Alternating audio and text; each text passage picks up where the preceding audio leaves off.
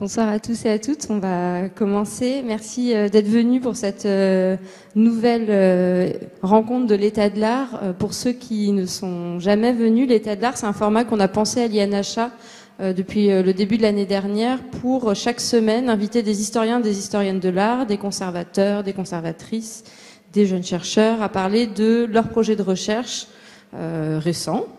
Et donc, voilà, chaque semaine, nous nous retrouvons en salle Vasari à 18h30. Ce soir, nous avons le grand plaisir d'accueillir la présentation du dernier numéro de la revue Histoire de l'art, dont le thème art et autoritarisme trouve des échos, bien sûr, dans l'actualité. Je voulais juste peut-être dire un petit mot à l'heure où le pouvoir fédéral, notamment américain, porte des attaques directes à la liberté académique dans les librairies, dans les bibliothèques, pardon, je fais des anglicismes, dans les bibliothèques, les musées, les universités. Voilà, je trouve que c'était vraiment pertinent. Enfin, ça l'était quand on a programmé cette séance, mais ça l'est d'autant plus aujourd'hui. De pouvoir aujourd'hui parler de ces sujets et en tant qu'historien de l'art de pouvoir aussi prendre une hauteur critique et une hauteur de vue par notre discipline. Donc vraiment je suis très très heureuse de pouvoir voilà, avoir cet espace ce soir aussi pour évoquer ces sujets qui ont été portés brillamment dans la revue par des jeunes et des jeunes chercheurs et chercheuses et des plus ou moins jeunes.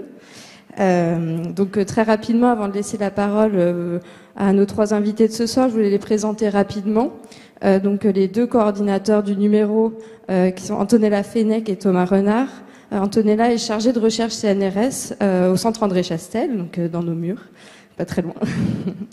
Elle consacre ses recherches aux productions artistiques de la première modernité et plus récemment aux représentations des pratiques ludiques et des corps dans la modernité. Elle a participé d'ailleurs récemment à l'ouvrage Le sport et l'art à Citadel et Mazenot qui est sorti en fin d'année dernière. Et Thomas Renard est maître de conférences en histoire de l'art contemporain, je ne vais pas dire de bêtises, à Nantes Université et travaille sur l'histoire de l'architecture et de l'urbanisme au 19e et 20e siècle.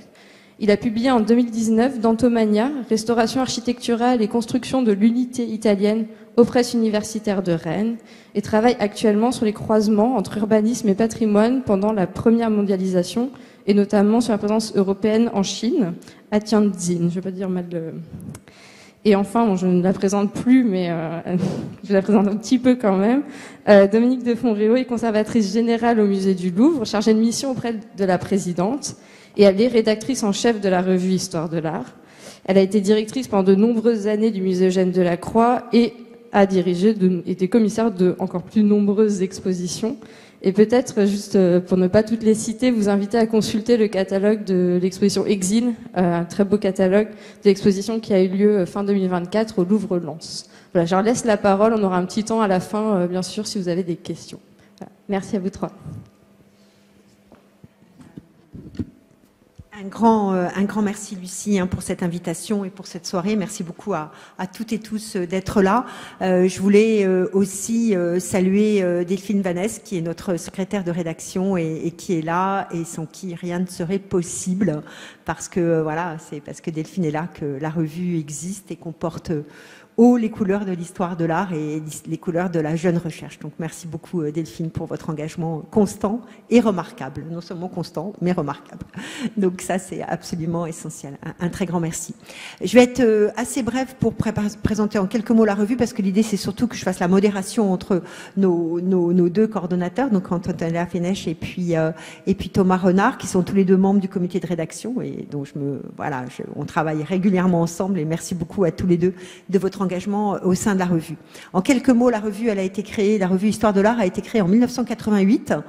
Donc c'est une revue déjà ancienne, ce qui est assez remarquable pour une revue, puisque elle a déjà 37 ans.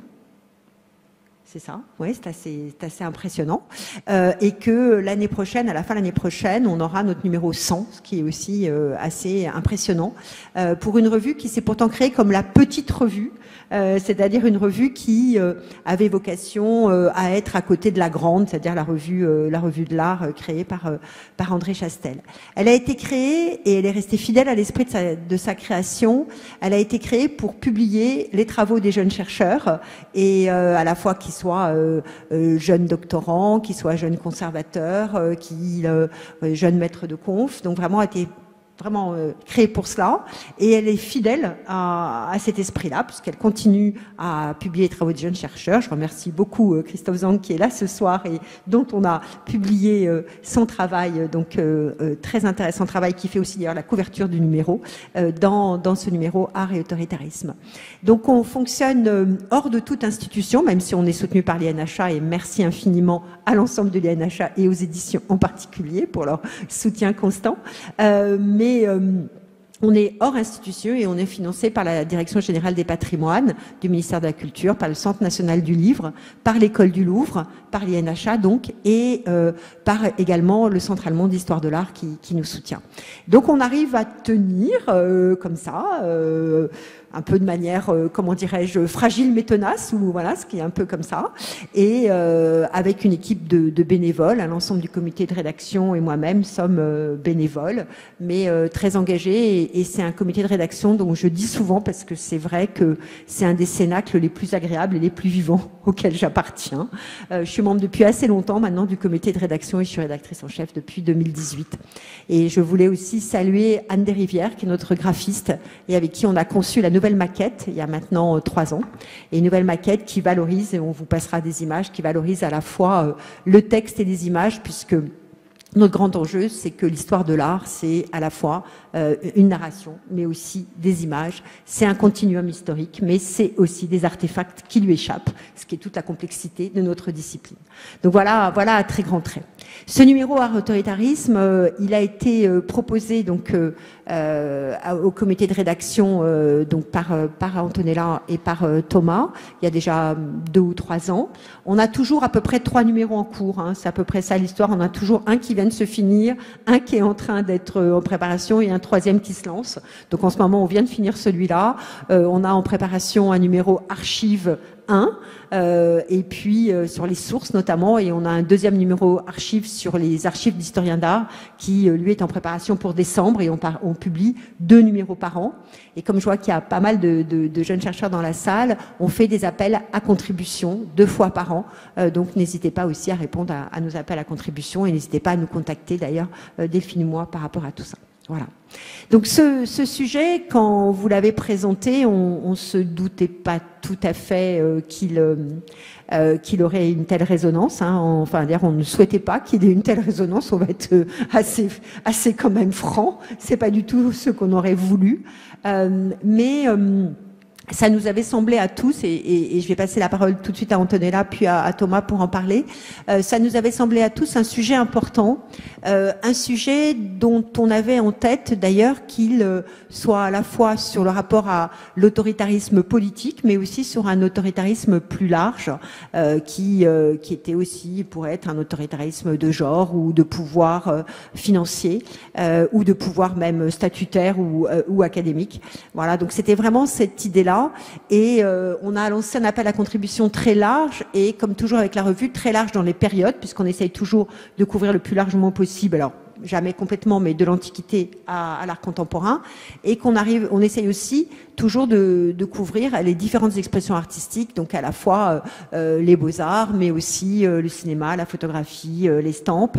Et dans cet ouvrage, on a notamment, enfin dans celui-là, on a notamment du cinéma, donc on en était très contents, et de la photographie aussi, et des affiches d'ailleurs. Donc voilà, mais tout de suite, Antonella, je te passe la parole, et bien sûr aussi à Thomas ensuite pour peut-être sur la jeunesse de ce numéro. Voilà. Oui, merci beaucoup. Moi aussi, je renouvelle les remerciements à Delphine, vraiment pour tout ce qu'elle fait, c'est merveilleux, et aussi aux autres membres à Dominique, mais aussi aux autres membres du comité, parce que c'est vraiment extrêmement agréable de faire partie de ce comité de rédaction. C'est beaucoup de travail. D'habitude, quand on a un comité de rédaction, on se dit, ouf, je dois lire plein de choses. Et là, c'est toujours très vivant, stimulant, et c'est surtout extrêmement intéressant parce que justement, on découvre ce qui est en train de se faire dans les plus jeunes générations, et on va surgir. Donc, c'est aussi de cet espoir que quelque chose surgisse de cette de ce monde de la jeune recherche qu'est née cette préoccupation. Bon, on sent venir depuis des années cette chape de plomb qui maintenant commence à nous écraser bien sérieusement d'un point de vue politique, de géopolitique internationale. Mais justement, moi j'ai toujours été intéressée comme Thomas aux questions de relations entre l'art comme instrument ou résistance contre des régimes ou des autorités et autoritarisme. Je dirais qu'un des premiers points, c'était le choix du titre. On a beaucoup réfléchi parce que on avait très clairement en tête ce qu'on voulait comme thématique, mais quel mot donner à ce que l'on voulait dire. Donc on a évoqué totalitarisme, et effectivement, ça nous disait, ça écarte, ça va revenir sur des questions, notamment du XXe siècle, sur des grosses problématiques du XXe siècle, qui sont très étudiées et continuent d'être étudiées, mais on voulait élargir, faire un peu plus que ça. Il y avait la contrainte qui est venue, qui était un terme très intéressant, qu'il ne faudrait pas abandonner, par contre, pour d'autres numéros. Et à la fin, on a choisi tous un autoritarisme avec un pluriel, que pour nous était absolument nécessaire, justement parce qu'on tentait à la fois d'ouvrir chronologiquement et d'ouvrir même au-delà du strict politique, du strict autoritarisme institutionnel, institutionnalisé. Et donc, j'imaginais des propositions, par exemple, sur l'autorité parfois écrasante des marchés de l'art actuels, par exemple, ou de genre. Mais évidemment, on ne sait jamais ce qui arrive comme proposition. Et effectivement, on a été à la fois, pour certaines choses, pour moi qui suis une moderniste, j'étais un peu troublée que mes collègues, même médiévistes, même antiquisants, n'aient pas vu la cohérence du terme par rapport à des formes d'autoritarisme. Il suffit de parler des Médicis, autour desquels j'ai travaillé pendant des années. C'est un régime autocratique, donc, et on pourrait bien sûr, mais voilà, ça c'était. Mais on a quand même au moins deux propositions qui tournent autour du XVIe siècle, ce qui est extrêmement important. Mais on a eu des excellentissimes surprises, des choses que l'on n'avait même pas songé. Notamment, peut-être, Thomas, vous pourriez parler de cet article absolument passionnant qu'on a eu sur une exposition d'architecture de l'Allemagne du Troisième Reich en Espagne, qui était vraiment quelque chose de relativement peu connu et qui m'a semblé vraiment. Je vous laisse en parler parce que c'était un point intéressant. Mais parlez du numéro aussi dans son ensemble. Oui, tout à fait. Merci. Bon, je me joins bien sûr aux remerciements et au plaisir que c'est de travailler dans cette revue qui est vraiment. Qui fait croire à la vie de notre discipline. Alors effectivement, ça pouvait presque aller de soi, c'est-à-dire qu'il y a cette idée d'autoritarisme, on passe au totalitarisme, et les sujets liés au totalitarisme du XXe siècle, on s'y attendait un petit peu, mais on a eu quand même des surprises, en fait, dans des angles tout à fait nouveaux. Donc on a un collègue espagnol, Carlos Navas Catala, qui a travaillé sur une exposition organisée par les Allemands durant le régime nazi, qui est une exposition itinérante qui traverse toute l'Europe pour, au fond, vanter tout ce qui se fait de grand sous Hitler, à Berlin, à Munich, etc. Et en fait, ce qui est très intéressant, c'est toutes les stratégies, les combines, ou du moins la réaction du pouvoir espagnol, franquiste, qui vit mal, en fond, cette concurrence, et qui essaye d'organiser une contre-exposition. Et donc, on voit même qu'à l'intérieur de régimes autoritaires, totalitaires, a priori amis, eh ben, il se joue quand même quelque chose de la résistance, là aussi, si ce n'est de dissidence, en tout cas de voies parallèles. Et en général, je pense que si à partir de cet article, on peut élargir, quelque chose qui nous intéressait beaucoup et qu'on a retrouvé, c'est vraiment toutes ces idées d'un petit peu de stratégie d'artistes qui c'est pas seulement malgré la contrainte, mais plutôt qui joue avec la contrainte, qui invente, qui arrive à déployer une vraie créativité. Et ça, on va parler d'autres articles hein, qui vraiment ont mis ça en avant et sur lesquels on ne s'attendait pas forcément. On espérait cela, mais c'est aller au-delà de nos espérances. Au fond, hein, la contrainte, bon, peut-être pas dire qu'elle est source de créativité, mais en tout cas, les artistes arrivent, malgré cela, à continuer à créer, à trouver à la fois dans les formes, malgré la censure, malgré toutes les formes d'autorité qui existent, l'art arrive à trouver sa place. C'est notamment le cas. Alors malheureusement, Alice ne peut pas être là avec nous. Alice Le Toula ne peut pas être là avec nous, mais sur l'article qu'elle a écrit, je te passe peut-être la parole, Antonella, sur le cinéma iranien et de voir que, évidemment, compte tenu, on le sait, hein, de la contrainte qui s'exerce sur les créateurs iraniens depuis déjà assez longtemps, qui ne s'est pas arrangée dans les dernières années, mais qui s'exerce déjà depuis assez longtemps, il faut réinventer une forme et que cette forme devient presque en soi la conception du projet dans son sujet comme dans son élaboration. Peut-être je passe la parole à Absolument. Donc, Alice Le Toula nous a livré un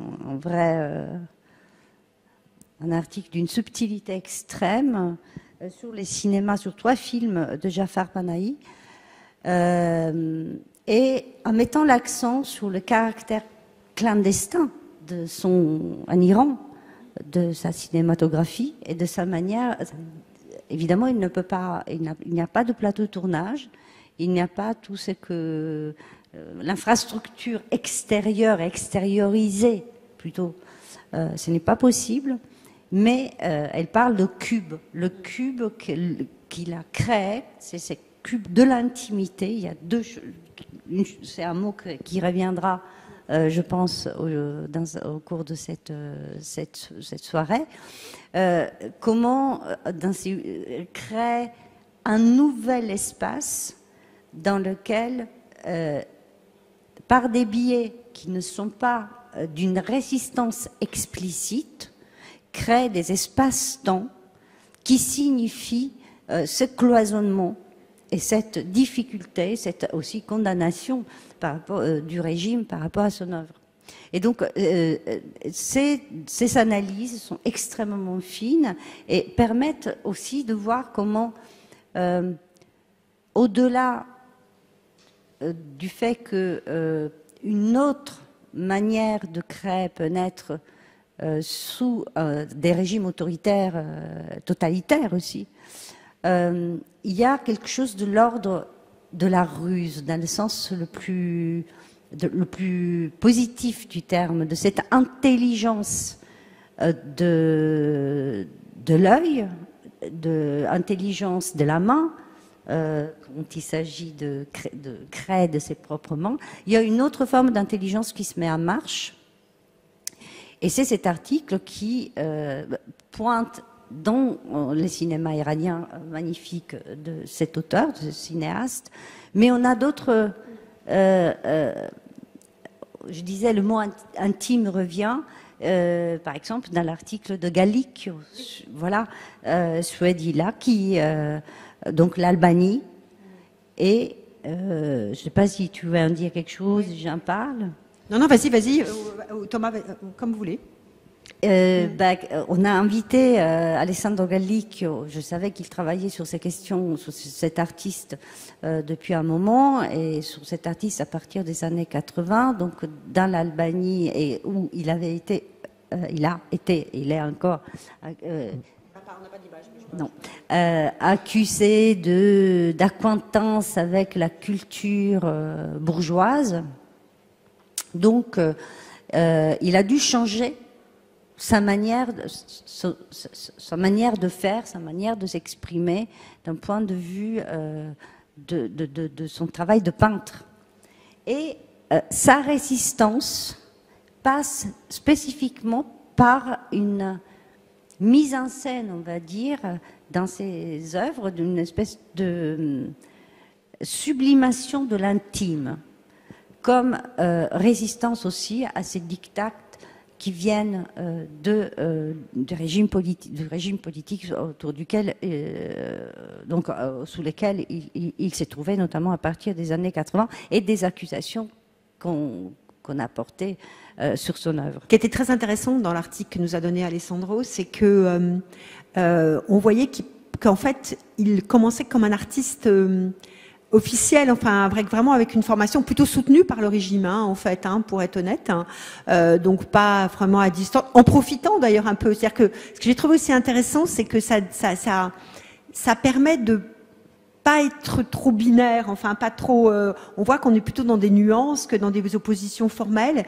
et on voit aussi quelque chose qu'on ressent assez fortement, c'est que comme les artistes ne savent jamais ce qui va se passer exactement, cette évolution se fait assez progressivement. C'est-à-dire que au départ, ils essayent de s'en sortir quand même, de proposer d'autres éléments. Notamment, il essaye de proposer des éléments d'affiches. Et puis, à un moment donné, il se rend compte, non, c'est plus possible. Enfin, il va plus rien. Et là, à ce moment-là, je te repasse la parole, Antonella. Ce qui est très intéressant, c'est qu'effectivement, il rentre, alors là, pour le coup, dans quelque chose qui n'était pas son art de départ, absolument, qui n'est simplement que la description de l'intime. Exactement. Qui est son art, comme je le cite, Alessandro, l'intime devient son arme politique. D'un point de vue visuel, c'est son arme politique et son arme de résistance. Mais ça ne peut pas être broyé. Parce que justement, on l'a vu à travers plein d'autres contributions, parfois la résistance passe par des délicatesses, je dirais presque, d'intelligence très fine, comme c'est aussi le cas de l'article de Christophe Zang que l'on a là, on en parlera, ou peut-être il dira deux mots lui-même puisqu'il est là. Justement, c'est ces ruses qui sont intéressantes, et c'est très juste ce que tu dis. Il n'y a pas de dualisme ou de caractère binaire. Il n'y a pas dans aucune contribution, il y a vraiment dans aucune, il y a ce regard bipolaire qui dit le bien et le mal, l'alignement et l'art de résistance, ou voilà. On voit comment les choses, justement, c'était le but. Notre but était de montrer la complexité et pas le noir ou le blanc, qui, en général, n'existe que très peu dans le monde.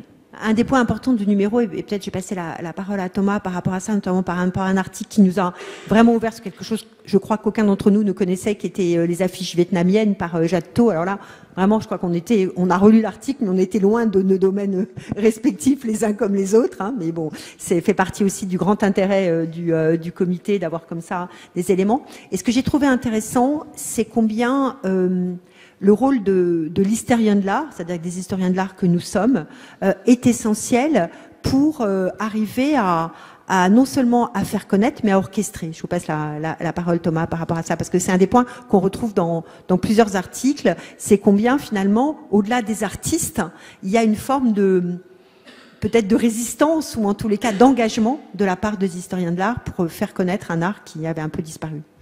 Ah oui, complètement. Et pour le coup, l'article de Jatto, donc, qui présente toute sur un temps long. On a quelques images, on a une très belle image aussi sur toutes ces affiches de propagande et l'évolution des affiches avec l'évolution de la guerre d'Indochine, du Vietnam, etc. C'est vraiment une découverte, je pense. Enfin, c'était une découverte totale pour nous. Et je pense pour la plupart des historiens de l'art ici, et vraiment elle nous fait ressortir un corpus, elle fait émerger un corpus et une histoire à partir de cette étude, et on voit très bien à partir d'une étude à la fois technique, matérielle, la façon dont c'est produit, les endroits où c'est produit, et aussi l'iconographie, comment se met en place tout ce régime qu'on pourrait croire très imprégné d'idéologie, et en même temps qui résonne avec une culture, la place de la femme notamment, la place du paysan, donc qui ne s'intègre pas tout à fait à ce grand courant du réalisme socialiste, et donc là où il y a aussi des marges de manœuvre, de liberté, en tout cas une spécificité. Et donc effectivement, là, la résistance, elle est surtout celle de l'historienne de l'art qui reconstruit cette histoire a posteriori et qui fait émerger tout un pan de la culture et toute une société à travers ces images.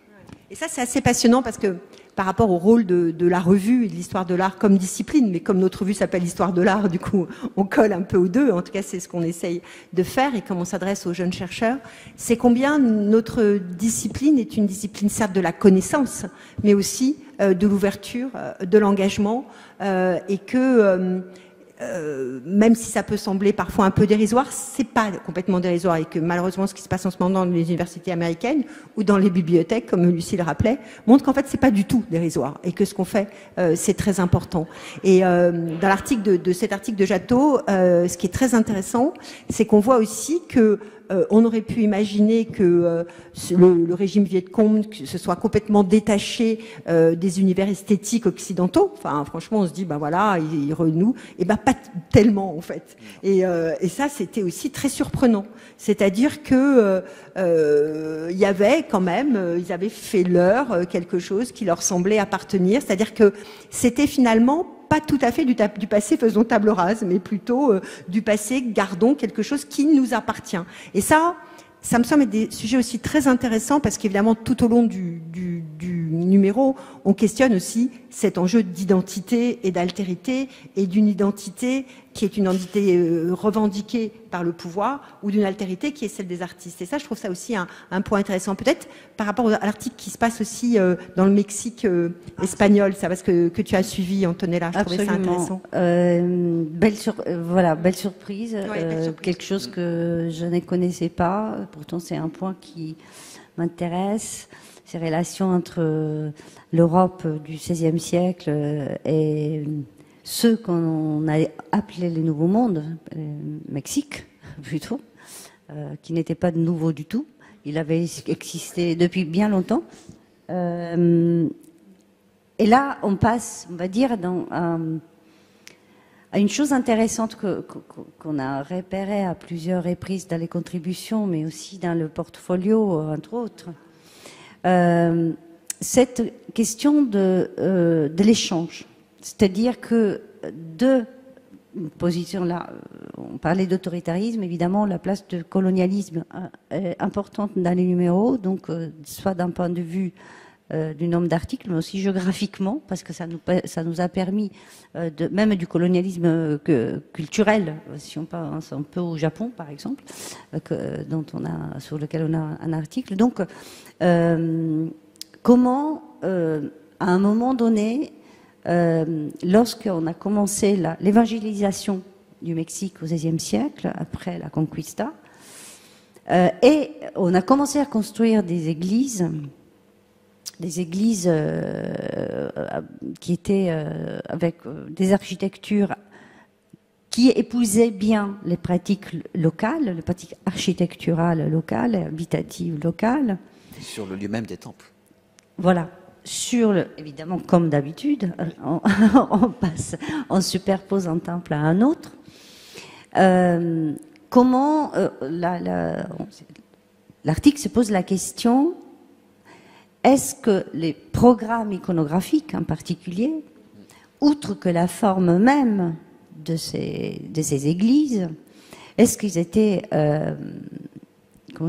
commandités, mais aussi suggérés par donc les jésuites qui étaient là, ou bien il y a pu avoir un rôle des populations locales.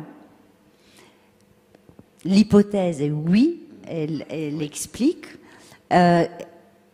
qui a fait donc cette participation matérielle de ces hommes et femmes à la construction de cet nouvel imaginaire religieux, a créé une véritable porosité interculturelle et aussi peut-être un syncrétisme entre le christianisme imposé et des cultes et des croyances précédentes donc à la conquista et à l'arrivée des Espagnols. Et je pense que ça, c'est un élément intéressant qui complexifie la question de l'idée de celui qui passivement a reçu, c'est-à-dire a été soumis, voilà, j'ai cherché le mot, c'est tellement difficile ce mot, a été soumis culturellement, militairement, etc., à un conquérant quelconque ou à une autorité de toutes sortes.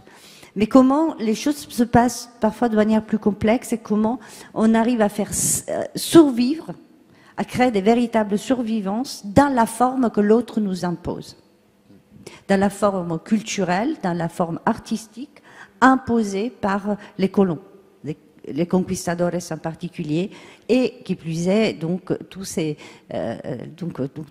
jésuites venus plus ou moins violemment. Thomas, oui, je vous en prie. Juste et ça donne des choses assez intrigantes, amusantes presque. Hein. Dans cet article de Morgan Troe, elle a notamment choisi une image d'un Saint-Sébastien blessé par des conquistadors. Exactement. Et si on est au tout début, je ne sais plus si c'est les jésuites ou les franciscains, on est au tout début. Donc on imagine que c'est des œuvres qui ont été réalisées à la demande des frères mendiants, mais par la population locale. Absolument. Et c'est extrêmement intéressant justement de voir cette transposition ou bien une sorte de digestion de l'imaginaire violent du soldat romain qui martyrise Saint-Sébastien et qui devient le conquistador lui-même. Donc, dans un programme iconographique qui est une église, on va dire, de la Nouvelle-Espagne. Des conquérants, voilà. Donc, c'est très intéressant, cette porosité qui est mise à jour dans l'hypothèse interprétative d'un certain nombre de ces églises. Des ordres mendiants, je pensais aussi également à certains cas plus tardifs dans le XVIe siècle, par les jésuites, et plus là on a analysé surtout c'est très intéressant, ces églises qui s'installent sur des temples qui sont ouverts, complètement ouverts. Donc d'un point de vue architectural, c'est extraordinaire parce que c'est quelque chose qui n'est pas connu dans nos pratiques et qui montre aussi que dans la structure architecturale, et ça tu peux le dire mieux que moi, il y a un syncrétisme et une porosité complètement avouée. Intéressant, c'est que peut-être je passe la parole à Thomas pour en parler, mais Mary Von Curtis, dans un autre article qu'on lui a demandé, montre comment un motif, certes africain, guinéen, c'est vrai, mais qui en fait est singularisé par les Occidentaux, devient à rebours un motif qui va être développé, y compris comme une sorte de statue monumentale à l'aéroport. Donc c'est intéressant parce que on voit bien toutes ces porosités que tu évoquais. Peut-être je passe la parole à Thomas pour en parler, parce que je trouve que c'est aussi un sujet très intéressant dans le numéro, cette passage des uns et des autres. Ah, complètement, c'est très intéressant. Là, on avait demandé donc, c'est dans la rubrique perspective, donc là où on invite plutôt des chercheurs qualifiés à livrer leurs réflexions à partir de leur objet d'étude. Et Mary Von Curtis nous fait une large étude diachronique de ces masques d'Emba en Guinée et de voir comment, en traversant les différents régimes de la période précoloniale, durant la période coloniale et jusqu'à la période postcoloniale, et jusqu'à aujourd'hui finalement, et ben, le même objet va prendre différentes significations en subissant à chaque fois des autorités qui le mettent dans une sorte de moule, enfin du moins qui façonnent le regard que l'on a dessus, parce que justement aussi en réaction contre l'emprise coloniale, il est d'abord complètement rejeté, avant d'être récupéré comme un élément identitaire très marquant et presque commercial, et à rebours finalement des créateurs. Il devient une sculpture monumentale à l'aéroport, c'est stupéfiant. C'est stupéfiant, oui. Complètement, avec un changement d'échelle. Alors, c'est même plus un changement d'échelle, parce que c'est quoi? C'est multiplié par, je sais pas, 50. Ça n'a plus de sens. Enfin, ça n'a. Et ça, c'est très intéressant. C'est va-et-vient. C'est aussi sur les billets, je crois. Et sur les billets, sur les timbres, et puis aussi à l'aéroport, tu sais, en sculpture monumentale. Oui, puis pour le coup, c'est un peu effrayant, parce que même la revalorisation est elle-même une mise à distance encore plus grande des créateurs d'origine, finalement. Oui, puis une distorsion pourrait être encore plus grande que ce que pourrait faire le musée occidental. Oui. Tout d'un coup, on se rend compte que la distorsion la plus grande ne vient pas de là. Alors, on a voulu, et quelque chose quand même qui était important, et c'est ce qui est à l'écran, ce numéro est en partie aussi un numéro engagé, et c'est vrai qu'on l'avait déjà fait pour le numéro Ukraine il y a quelques temps, et on a demandé à Marion Slitine de faire ce très bel entretien donc avec donc un des membres de la rédaction, et c'est Stéphanie Leclerc-Cafarel, et sur Lara Gaza, et c'est un article très émouvant.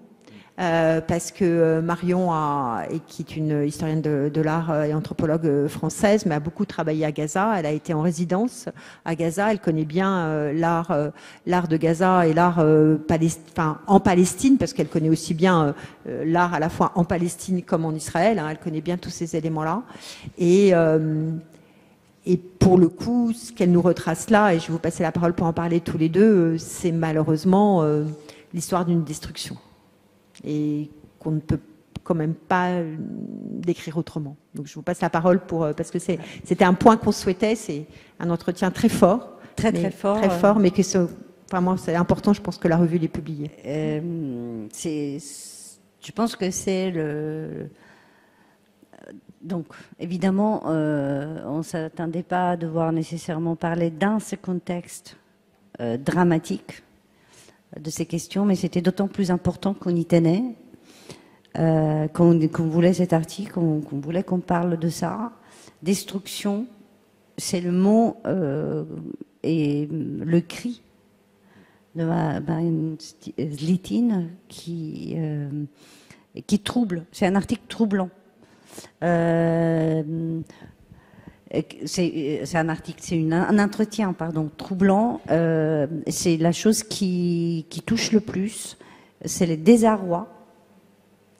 Et c'est les désarrois aussi, les désarrois de ces artistes, outre que de tout un peuple, mais c'est les désarrois aussi de notre côté, on va dire du côté où nous ne devons pas nous mesurer à ça, de notre impuissance. Et donc c'est vraiment quelques pages d'ouverture qui sont très importantes dans la rubrique que les points de vue. Je trouve que c'est une question de point de vue, et soudainement on voit, on est ailleurs et on se trouve face à cette impossibilité, mais pas simplement l'impossibilité. Là, il n'y a plus la question de la censure. Là, il n'y a plus la question d'une autorité écrasante. Là, il n'y a plus rien. Il n'y a plus de possibilité. Et ça, c'est laisse sans voix et dans le désespoir. Oui, c'est un article très, très sensible, même dans son écriture, par de quelqu'un qui a visité des lieux qui ont été détruits, démolis récemment.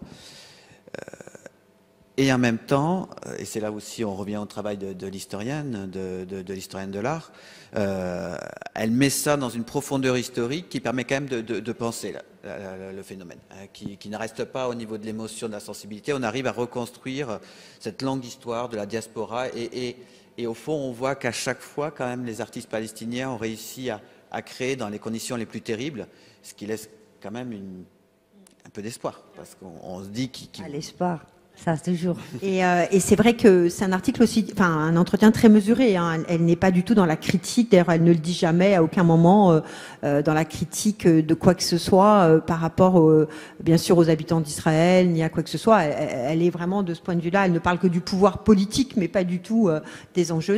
D'ailleurs, c'est quelque chose qui est bien sûr tout à fait normal. Mais ça nous semblait être important. C'est vrai que on a consacré un numéro à l'Ukraine, on a ce numéro-là ici, et c'est vrai que on a tendance plus facilement peut-être que qu'on ne le faisait il y a quelques temps, à avoir comme ça, de façon assez régulière, des articles qui correspondent aussi à aujourd'hui. Ça nous semble important par rapport à la discipline.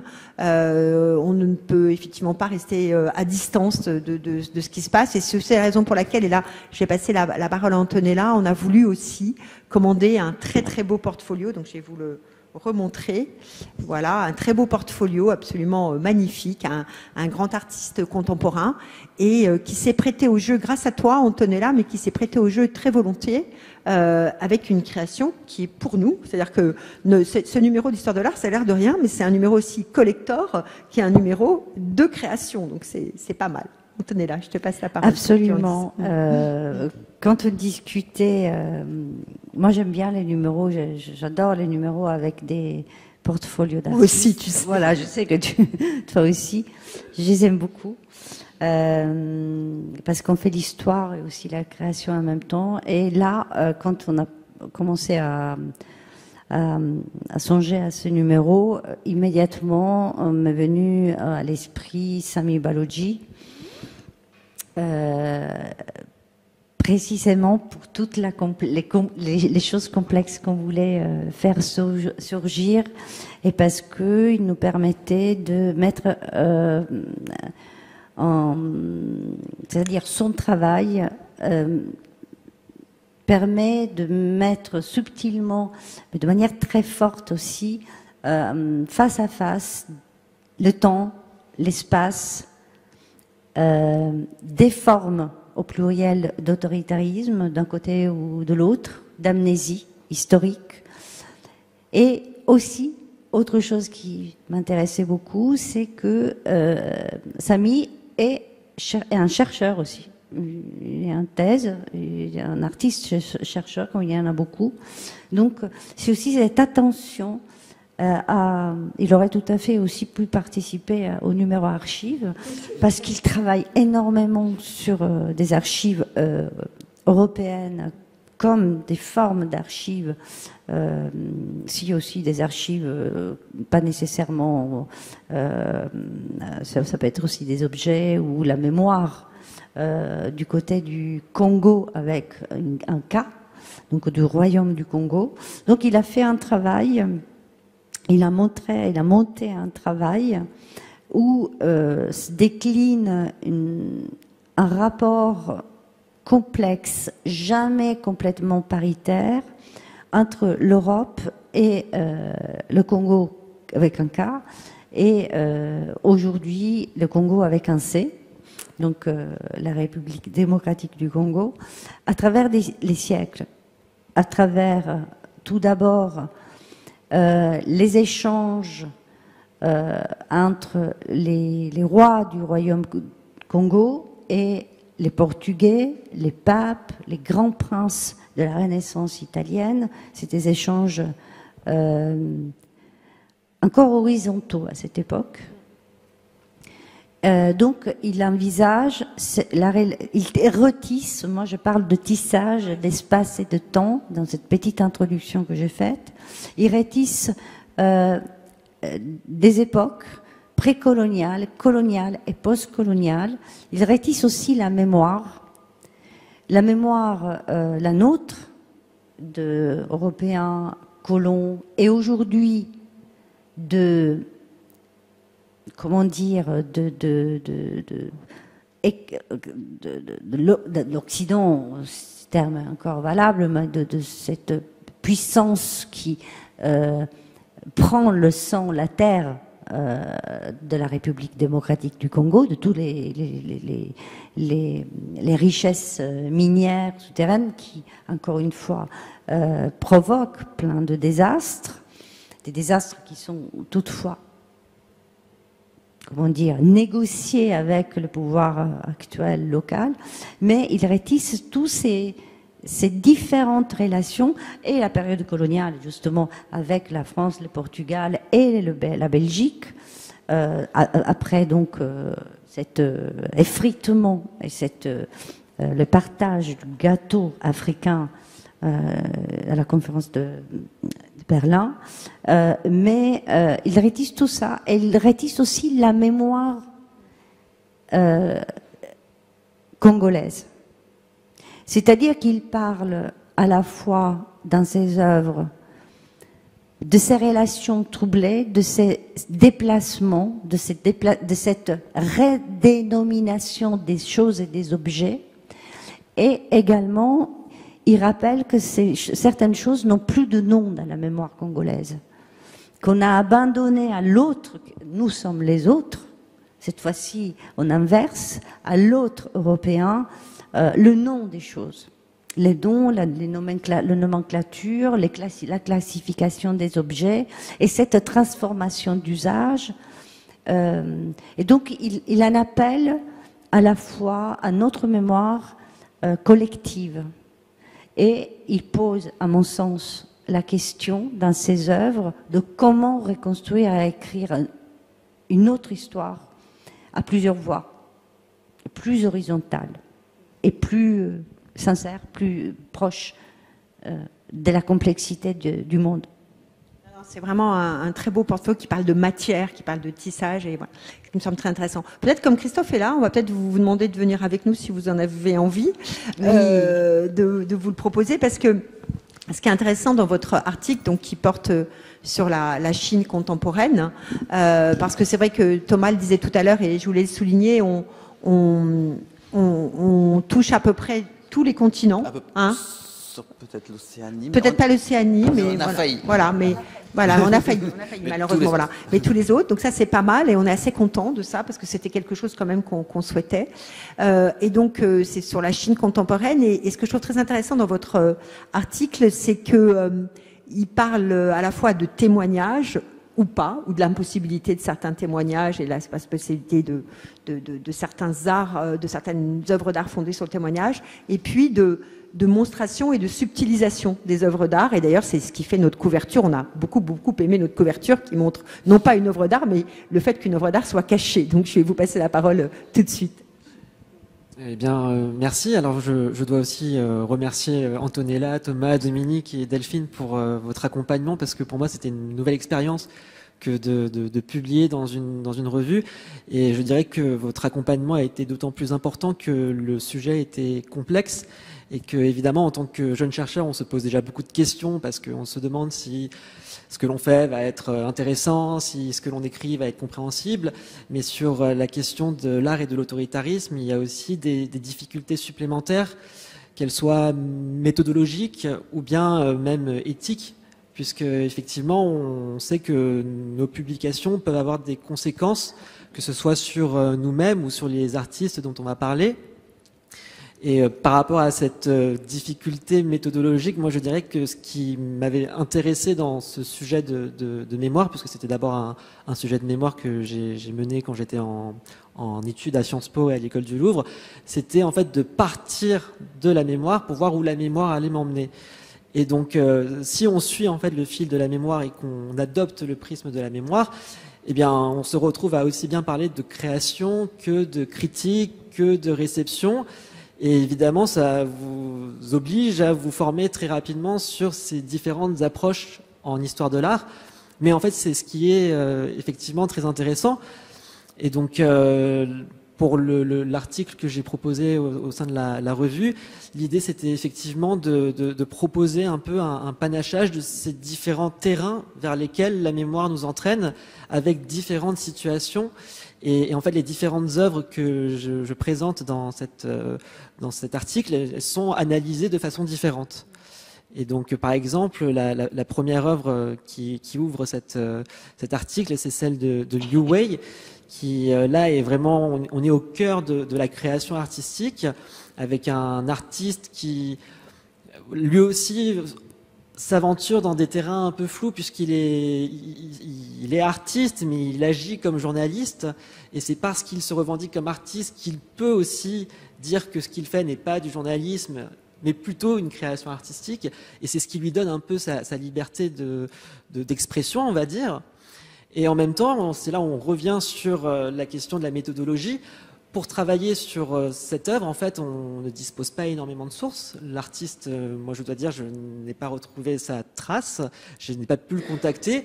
J'ai retrouvé quelques informations lorsque je suis allé à la bibliothèque Kandinsky pour aller consulter les archives et les dossiers d'œuvres, puisque cette œuvre figure dans les collections du Centre Pompidou. J'ai pu aussi remonter, grâce à la Wayback Machine sur Internet, sur son site d'artiste qui, depuis des années, n'est plus actif. Mais c'est vrai qu'on est un peu maigre en termes de sources. Cette disparition de l'artiste, comment on la gère en tant que chercheur? En fait, est-ce qu'on doit l'accepter? Est-ce qu'il s'agit d'une confidentialité qui est revendiquée? Est-ce qu'elle est subie? Et évidemment, après, sur la question de la publication de l'article, que fait-on des images? En fait, va-t-on les solliciter? Comment peut-on récupérer les droits? Ça pose tout un tas de questions. Et c'est vrai qu'à ce moment-là, être accompagné, c'était extrêmement précieux. Et donc, bon, je ne sais pas si je vais revenir sur l'ensemble de l'article, mais c'est vrai que voilà, il y a toute cette diversité de situations qui fait que même sur donc l'image qui sert de couverture à cette revue, et d'ailleurs je vous remercie de l'avoir choisie, c'est une photo qui n'est pas une œuvre d'art. C'est donc une photo qui vient d'un photographe ou d'un collectif de photographes qui s'appelle Studio Inchendo, qui est donc basé à Hong Kong depuis 2014 et qui est en fait photoreporter et qui documente les mouvements de protestation qui ont lieu à Hong Kong. Et donc leurs photos sont libres de droit, elles sont disponibles sur Internet et elles sont utilisées par des agences de presse, par des journalistes et donc maintenant aussi par la revue Histoire de l'Art. Et effectivement, ce que l'on voit là dans cette image, c'est l'absence d'une œuvre d'art. Mais cette absence, elle est également très présente, puisque effectivement, on a une image qui déjà est extrêmement esthétique, avec toutes ces lignes qui convergent vers un point central. Et en fait, ce point central, on ne peut pas voir ce qu'il y a, et en réalité, il n'y a rien, mais il y avait quelque chose, et ce quelque chose, eh ben, c'était une œuvre commémorative dont je parle dans l'article, qui a été en fait explicitement créée pour que la population hongkongaise s'empare physiquement de cette œuvre comme un lieu de mémoire. Et donc, évidemment, l'histoire de cette œuvre, eh ben, elle s'est conclue par son retrait du lieu où elle était exposée, c'était à l'université d'Hong Kong, ça date de décembre 2021, et donc c'était aussi important pour moi de pouvoir à un moment figer les choses, disons, et documenter ce qui se passe, et de parler de cette absence, et de montrer à quel point cette mémoire finalement est extrêmement fragile. Et c'est intéressant, surtout dans le cas de cet article, on a eu le problème des images. Et ça, j'aimerais bien que vous en parliez parce que justement, là, on était presque au bord de l'autocensure. On faisait nous-mêmes Ça mettre des gens en danger. Voilà, essentiellement, vous pouvez le commenter, mais pour ne pas mettre en danger les artistes qui... Voilà. Et effectivement, moi, je dois dire que j'ai répondu à l'appel à article sans avoir aucune idée des images que j'allais pouvoir potentiellement récupérer. J'avais absolument aucune garantie, je n'avais pas contacté les artistes au préalable, donc c'était un peu un pari. Et donc cette question des images, dès lors qu'on avait accepté ma proposition de publication, je l'ai tout de suite mentionné à Delphine en lui disant « j'ai un gros doute sur les images, ça m'inquiète un petit peu ». Et donc finalement, on a pris le temps de contacter les artistes. On n'a pas réussi à obtenir toutes les images. Il y a eu de bonnes surprises, de moins bonnes surprises. Et là aussi, je dois remercier Victor Claes qui m'a aussi beaucoup aidé dans cette phase du travail parce que il faut aussi le dire, on a un petit peu peur de ce que l'on va provoquer, de la réaction que l'on peut avoir en face. Mais je pense que personne n'est dupe. Quand on commence à solliciter ces images, les artistes qui les ont produites savent qu'il y a plusieurs interprétations possibles qui existent. Et donc, on arrive finalement à communiquer de façon assez subtile. On a dû contacter une galerie pour l'une des images que l'on n'a finalement pas réussi à obtenir. Et donc la galerie, elle a tout de suite pris des précautions. Donc nous, au départ, on sait aussi qu'il faut être assez discret sur ces sujets. Donc quand on leur a écrit, on leur a pas donné tout de suite le thème de l'article. Mais eux, ils nous ont très rapidement demandé de leur envoyer l'article. Et une fois que l'article a été envoyé, ils nous ont répondu très gentiment en nous disant que l'artiste était très touché par notre demande, mais qu'il la déclinait. Et donc nous, on comprend bien pour quelles raisons ils déclinaient cette demande de notre part.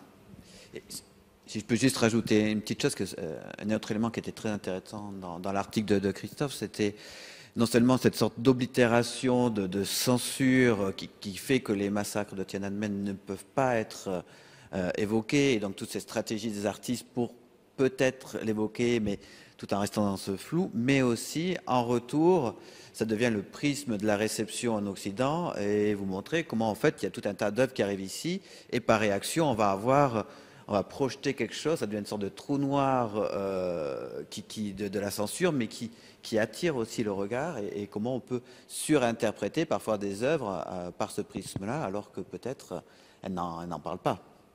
Oui, et je dirais que l'une des grandes difficultés, c'est de savoir quoi faire face à ces surinterprétations. Et en fait, c'est vraiment là la conclusion de l'article, c'est que d'un côté, on pourrait se dire qu'on va trop loin à vouloir plaquer la question des massacres de Tiananmen sur certaines œuvres d'art. Et en même temps, le fait qu'elles existent, c'est bien pour une raison, c'est que les gens ont cette mémoire-là qui est extrêmement ancrée. Et d'un autre côté, si nous, on commence à évacuer cette mémoire, que va-t-elle devenir dans les prochaines années ? Et aussi, il y a une liberté interprétative de la part des regardeurs et du public. Et c'est aussi ça qu'illustre la question de la mémoire des massacres de Tiananmen. C'est que voilà, l'artiste, il aura beau dire que son œuvre ne fait pas référence à Tiananmen, si le public voit Tiananmen, c'est qu'il y a quelque chose qui les a incités à se tourner vers cette histoire-là. Et c'est aussi leur droit, d'une certaine façon. Merci beaucoup Christophe. Je crois qu'il va être temps qu'on passe aux questions. Peut-être avant qu'on passe aux questions, je voulais demander à Thomas et Antonella, et en les remerciant à nouveau beaucoup d'avoir coordonné brillamment ce numéro et puis d'avoir été aussi là ce soir. Si vous aviez, je ne sais pas, un mot de conclusion ou un coup de cœur ou quelque chose que vous auriez voulu dire en conclusion de cette présentation.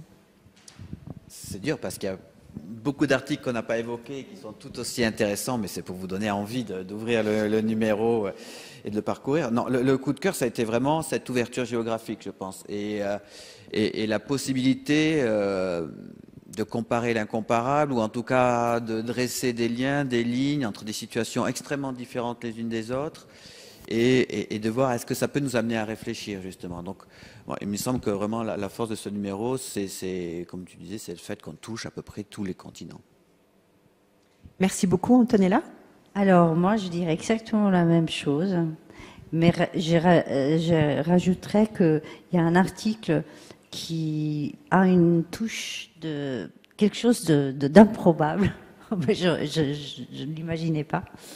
C'est celui de Joël Zuna, avec l'implication de la CIA. Ça, c'est vrai, oui.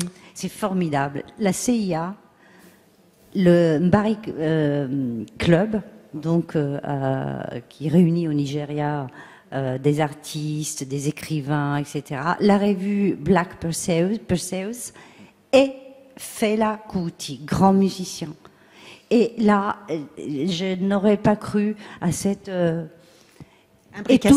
imbrication de tout ça dans ce pays africain, en pleine guerre froide, se joue le combat entre les communistes de l'URSS et les Américains. Donc, cette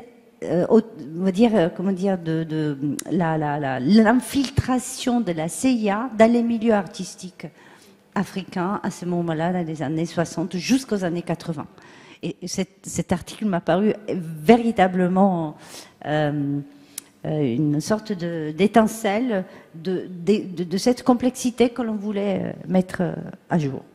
Merci beaucoup, merci à tous les deux. Et puis je voulais dire, alors ça c'est une grande fierté de rédactrice en chef, c'est qu'on a eu les honneurs du monde diplomatique, ce qui est rare pour une revue en histoire de l'art quand même, il faut le dire, mais qui a salué en fait la publication et le fait justement qu'on avait abordé différents sujets et différents pays. Donc voilà, je crois que l'histoire de l'art c'est une discipline importante, c'est pas une discipline accessoire, c'est une discipline de notre temps et surtout engagé et surtout ne cédons rien et continuons à la porter. Donc merci infiniment. Merci beaucoup. Alors juste avant de vous remercier une dernière fois, je vais vous inviter la semaine prochaine pour le prochain état de l'art où la jeune recherche en train de se faire sera mise à l'honneur avec une collègue de la bibliothèque, Eléa Sicre, qui est au service du patrimoine, et Zoé Marty, qui est conservatrice territoriale invitée à l'INHA, autour de l'atelier 17, donc un atelier des stands dont on conserve des fonds. Et voilà, c'est une discussion autour de nos collections et aussi comment la recherche peut s'appliquer à ces collections